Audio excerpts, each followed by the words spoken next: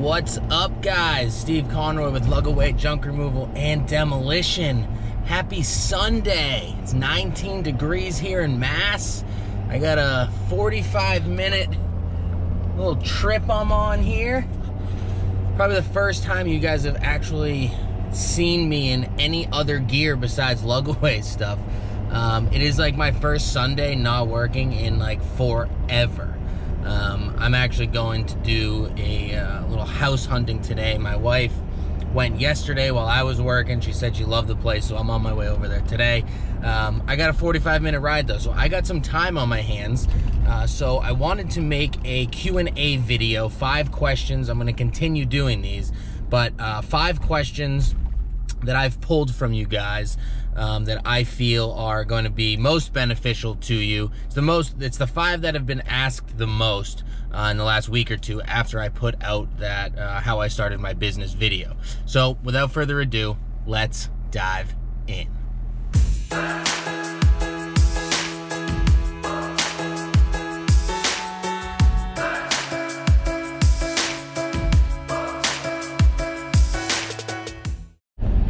All right, so we're gonna test my Spanish skills today. Question numero uno. How much do you make? How much can you make doing junk removal? How much do I make doing junk removal?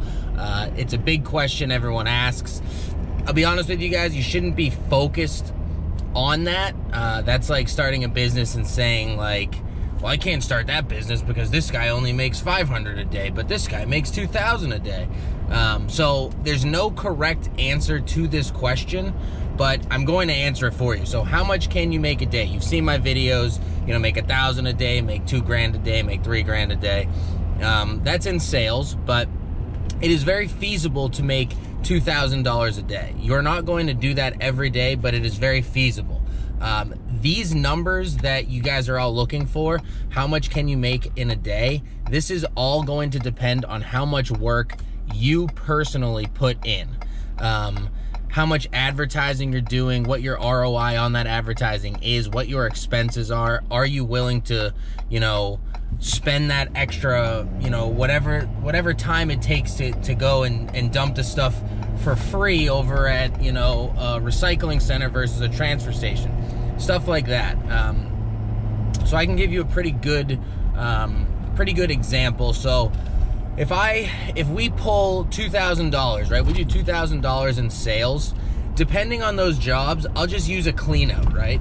So we do a $2,000 clean out. Let's assume it's like 2 trucks with like TVs and appliances and all that stuff. So you have those extra dump fees, and then let's say, you know, each truckload is a ton. So you're probably looking at like, I don't know, $500 in dump fees, maybe a little more. So if you did a $2,000 clean out, you could potentially make $1,500 on it. Let's just dumb it down to 1,000 just for worst case scenario. So you make 2,000 in sales, you'll get 1,000 in profits. You do 3,000 in sales, maybe you do 2,000 in profits. This is all going to be based on the work you put in. How many hours are you putting in? How many guys are you working with? What kind of operation are you running? I'm running a 1-truck operation. So I do have, yes, the dump trailer that we use, but I don't have someone constantly going around. It's not like the dump trailer and the pickup are moving and the dump truck's moving at the same time. So I'm technically like a 1-truck operation. So with me being the example, yes, it is very feasible to make $2,000 a day. That's going to depend on the job type. You're not going to make $2,000 a day in like small jobs. I would say that you're going to make that money on larger jobs because labor is going to be a factor. You definitely can make it on the smaller jobs, but the bigger ones is where your payday is going to be. So to kind of dumb down that question, yes, you can make, let's put an average of $500 to $1,000 a day starting out in junk removal. Question numero dos. How did you join the mom Facebook groups? Short answer is you don't join the mom Facebook groups unless you're a mom. I mean, I'm sure there's other people in them, but this is a really cool kind of touch on customer service. We provide such a good service, and we are so involved with how well we want to do and how well we perform with our customer service, that our customers willingly go out of their way to give us referrals. So I'll give you an example of how this all works. So we do a job for Mary in Newton. Mary is part of the Newton Moms Facebook group. So, you know, those groups are just, you know, people go on and it's like the town groups. It seems like people are just kind of bitching about stuff all day, but you get a lot of good information out of them. So you kind of got to weed through stuff. But so we do a job for Mary. Mary's in Newton. Mary is so pleased with our service that when she goes on those mom groups, she's scrolling through whatever, and she notices someone say, "Oh, I need a referral for someone to remove some stuff from my home," or "I just moved here, you know, we have a bunch of packing boxes, blah, blah, blah, like, anyone have a guy that they've used?" She's so pleased with our service that she goes out of her way to comment and tag my business and tag my personal page and say, "Oh my God, Steve Conroy's the best. Him and his guys work great. They're reasonable. They're efficient," all this stuff. So, and this can happen with you too, but you need to understand that for customer service. Like, if you're not going to focus on that in this business specifically, don't even bother starting a business, because you're not going to be in business long if you don't focus on that one key aspect. So that kind of wraps it up for that question. The mom Facebook groups, if you do a good enough job, people will go out of their way to refer you on any platform. It doesn't matter if it's word of mouth and they're at a coffee shop. It doesn't matter if it's Facebook, Instagram, whatever it is. If you do a good enough job with customer service and you take care of your customers, you go above and beyond. I'm always talking about above and beyond with little stuff, sweeping every little area before you leave, just taking care of them how you would want to be taken care of, and then some.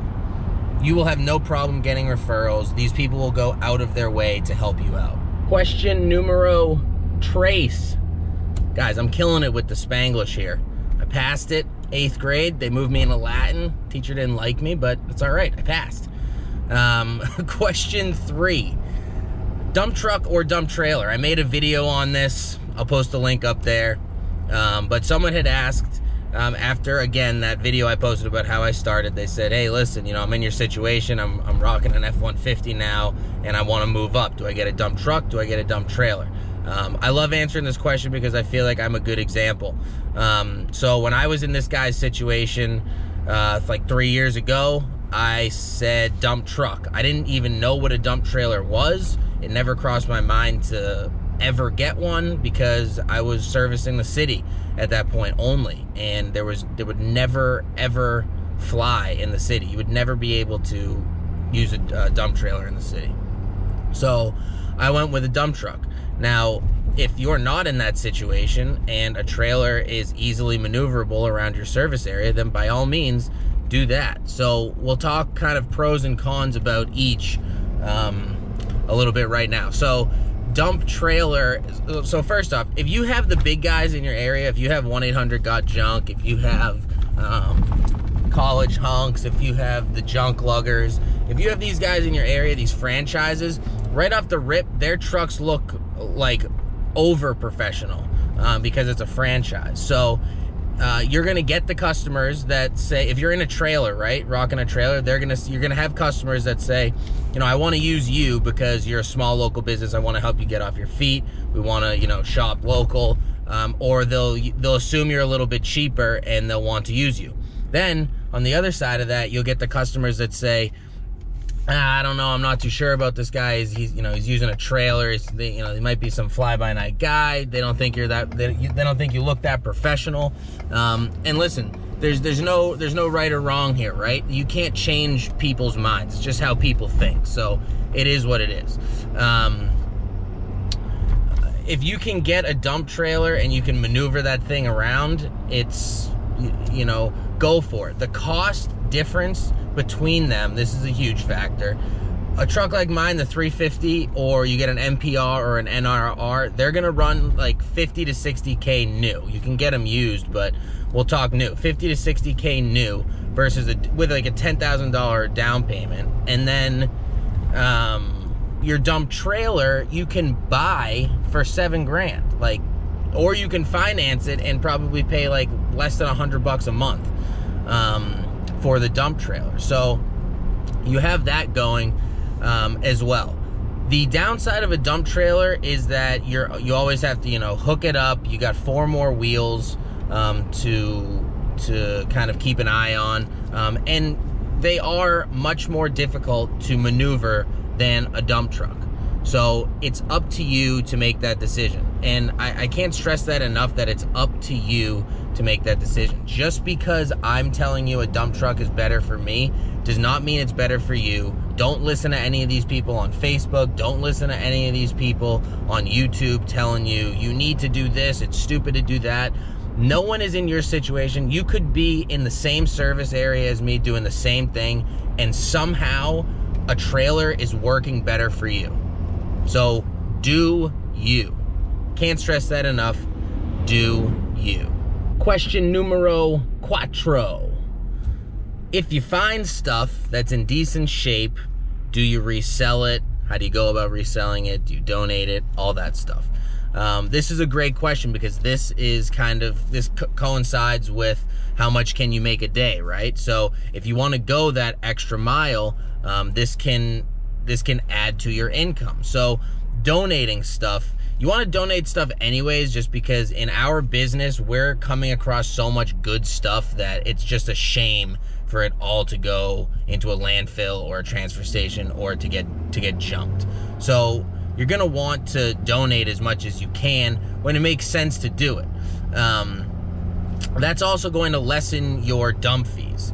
So if you have a truckload of decent furniture you can go donate, you probably, in my situation, I probably just saved $100 because I have pretty high dump fees, but like 50 to 150 bucks I would save.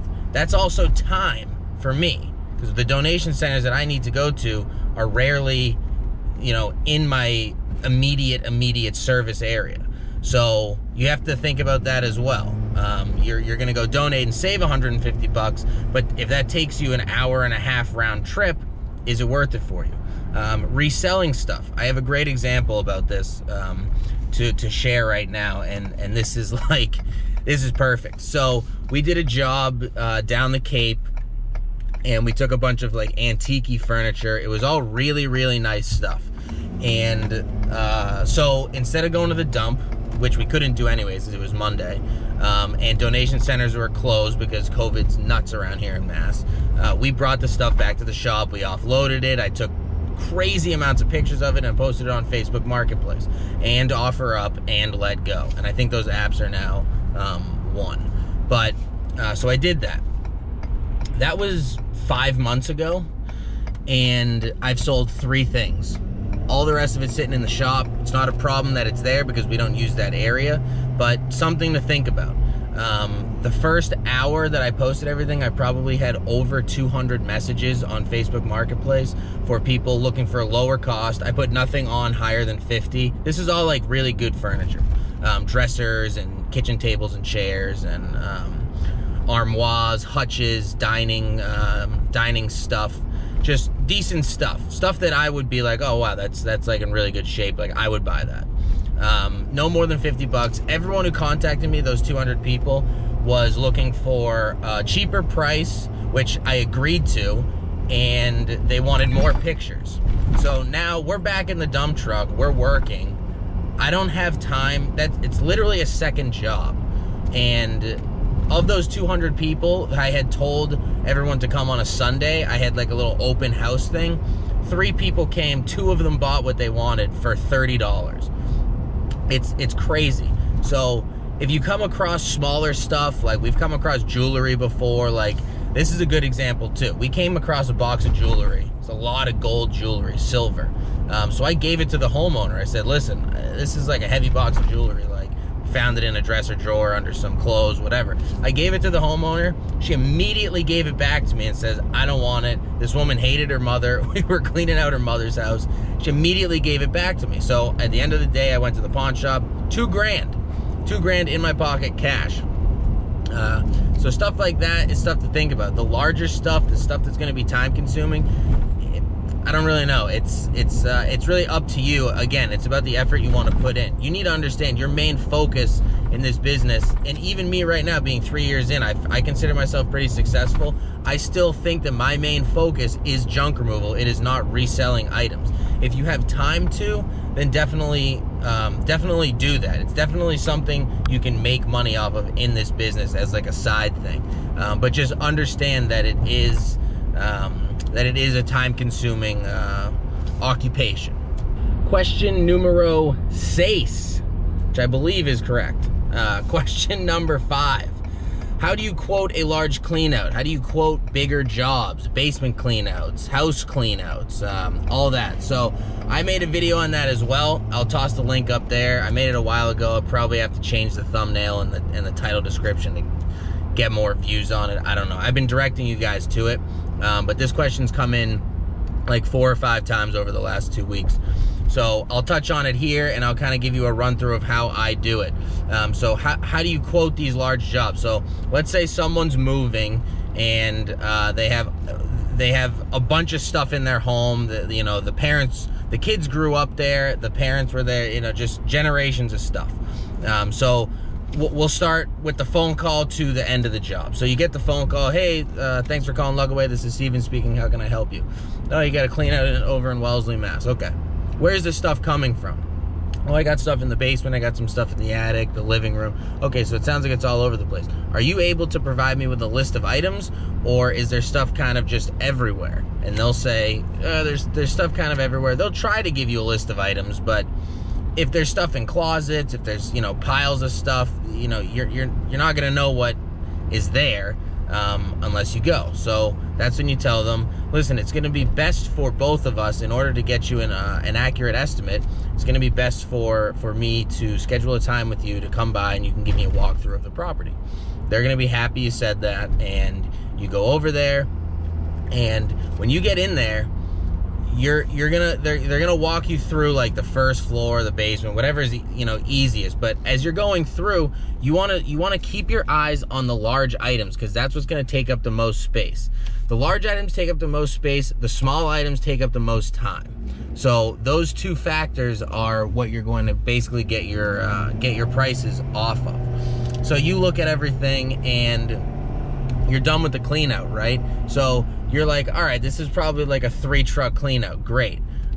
Next question is, how are you going to get the stuff out? What is the exit strategy? What is the where do you park the truck when you're cleaning out the basement versus the first floor or the living room? Do you have to move the truck to, the front of the house? You have to pull it around the side? Is there access with a neighbor's driveway? All of this stuff adds time. Because if you park in the driveway and that's the only access you have, then you have to start walking furniture from the back of the house to like around back to the side of the house, down into the driveway. All that is extremely time consuming, and that is another thing that eats up your quote. So you need to factor that stuff in. So you have the large items, how much space they're really going to take up. The small items, again, how much space they're going to take up, but how long is that going to take? Are you barreling stuff up? Are you bagging stuff up? You always want to do an assembly line. You never want to have guys walking past each other bringing items out. If you have a bunch of bags, one guy brings a bag to this location, this guy comes and grabs it, brings it to the truck. This guy never goes to the truck. It's the quickest and most efficient way to do it. But you need to always remember the exit strategy. How is all of this stuff getting out of the home? Because that could make or break a large chunk of your profit. Because when you give these quotes, right, you don't want to give a concrete number. You don't want to say, oh, it's going to be 3 trucks, it's going to be $1,800, because you could be 100% spot on. It could be 3 trucks. It could be even a little less than 3 trucks, but the time it takes to fill those 3 trucks could be double and now you just lost out on, I don't know, maybe $300-400 in labor, depending on how many guys are there, how much you're charging. So all good things to think about when you're quoting these large jobs. Again, the link I'll put up again here in the description, so you can go look at that. I have a long video on that. And that's kind of that, guys. I hope those 5 questions were answered well enough to help you guys out. I know I rant a little bit, but I think all of the ranting that comes out of me is all with good intention. I got another 16 minutes here on the trip. I'm going to enjoy the nice little country roads out here. Can't wait to see what this house is all about. But if you have any questions, please ask them. You guys know I get back to everyone. For people who have been following the channel, thank you. You guys are awesome. New to the channel, subscribe, hit the like button. We don't smash the like button around here. I think that's kind of rude to your computer. You're just gonna go ahead and click that like button, and that's gonna be that. So until next time, thanks.